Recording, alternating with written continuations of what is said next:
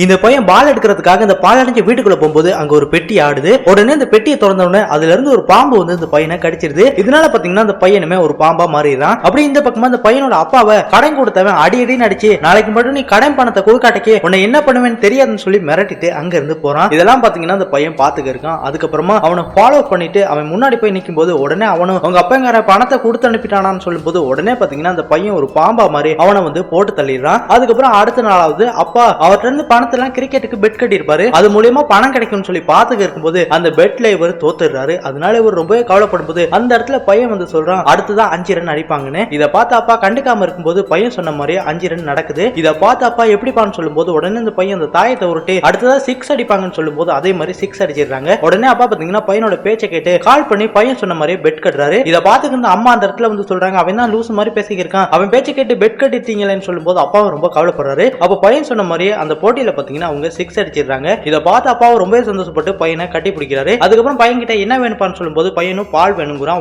உடனே பாலை கொண்டு கொடுக்கும்போது இந்த பையன் அந்த பாலை குடிக்கும்போது இவனோட கண்ணு பச்சையா மாறுது. இதை பாத்தீங்கன்னா தங்கச்சி பாக்குறா. அதுக்கப்புறமா அந்த பையன் குடிச்ச அந்த கிளாஸும் பாத்தீங்கன்னா பச்சையா இருக்கு. இப்படியே அடுத்த நாளாவது இந்த அப்பா போட்டியில ஜெயிச்சனால பணத்தை வாங்கலாம்னு சொல்லி போகும்போது அந்த இடத்துல இருந்தவனுங்க நீ எப்படா இவ்வளவு போட்டியிலும் ஜெயிக்கிறான்னு சொல்லி மிரட்டி இதுக்கெல்லாம் காரணம் என்னன்னு சொல்லி கேட்கும்போது அப்பா சொல்றாரு என் பையன் சொன்ன மாதிரி பெட் கட்டினால தான் என்னால ஜெயிக்க முடிஞ்சுன்னு சொல்லும்போது உடனே அவனுங்க நாளைக்கு உன் பையனை கூட்டிட்டு வா, அதுக்கு பதிலாக அந்த பணத்தை எடுத்துக்கன்னு சொல்லிட்டு அனுப்பிட்டு அந்த பையனை புடிச்சிட்டு வர சொல்லி ஒரு அடியால அனுப்புறான். அப்ப அந்த இடத்துல பாத்தீங்கன்னா அந்த பையன் போய் நிக்கிறான். இதை பார்த்து அவனும் நீயே வந்து மாட்டிட்டேப்பான்னு சொல்லிட்டு அந்த பையனை பிடிக்க பார்க்கும்போது உடனே பாத்தீங்கன்னா பாம்பா மாதிரி அவனை போட்டு தள்ளிடுறான். இதெல்லாம் இவனோட தங்கச்சிக்காரி பாத்துக்க இருக்கா. அதுக்கப்புறம் அப்பா பையனுக்கு ஆசைப்பட்ட மாதிரி பெட் வாங்கிட்டு வரும்போது அந்த இடத்துல தங்கச்சி வந்து இந்த விஷயத்தை அம்மா கிட்ட சொல்ல பார்க்கும்போது அண்ணங்காரி பாத்தீங்கன்னா அந்த பொண்ணை பேச விடாம வாயை கட்டிடுறான். அதுக்கப்புறமா தங்கச்சி கிட்ட வந்து சொல்றான் நான் உன்னோட அண்ணன் கிடையாது, நான் பேய் தான், ஆனா அந்த விஷயத்த உன் அம்மா கிட்ட சொன்னா உன் குடும்பத்தையே கொண்டு போட்டுருவேன்னு சொல்லி மிரட்டுறான். இதெல்லாம் பாத்தீங்கன்னா அம்மா ஒளிஞ்சிருந்து பாத்துக்க இருக்காங்க. அதுக்கப்புறமா அடுத்த நாளாவது அப்பா பையனை கூட்டி கொண்டு போய் அந்த ஆள்கிட்ட விடும் போது இந்த பையனும் அவனோட சக்திகளை வச்சு கிரிக்கெட்ல அடுத்து என்ன நடக்க போகுதுங்கிறத புட்டு வைக்கிறான். இதை பார்த்து இந்த ஆளும் ஆச்சரியப்பட்டு உடனே அவங்க அப்பா அனுப்பிட்டு இனி நான் பாத்துக்கிறேன்னு சொல்லிட்டு இந்த பையன் மூலியமா எல்லா பெட்லயுமே ஜெயிச்சிடுறாரு. அதுக்கப்புறமா பையன் கிட்ட கேட்கிறாரு உனக்கு என்னப்பா வேணும்னு. அப்ப பையன் சொல்றான் எனக்கு உன்னோட உயிர் வேணும்னு. இதை பார்த்து அவரு ஆடி போய் நிற்கும் போது இந்த பையன் அவனோட சுய உருவத்துக்கு மாறுறான். அதாவது இதுக்கு முன்னாடி என்ன நடந்திருக்குன்னா இவங்க எல்லாருமே பணத்துக்கு ஆசைப்பட்டு இந்த வயசானவரை கொண்டு ஒரு பாம்பு இருக்க பெட்டியில தூக்கி போட்டிருப்பாங்க. அதனாலதான் அவருமே பாம்பா மாதிரி இருப்பாரு.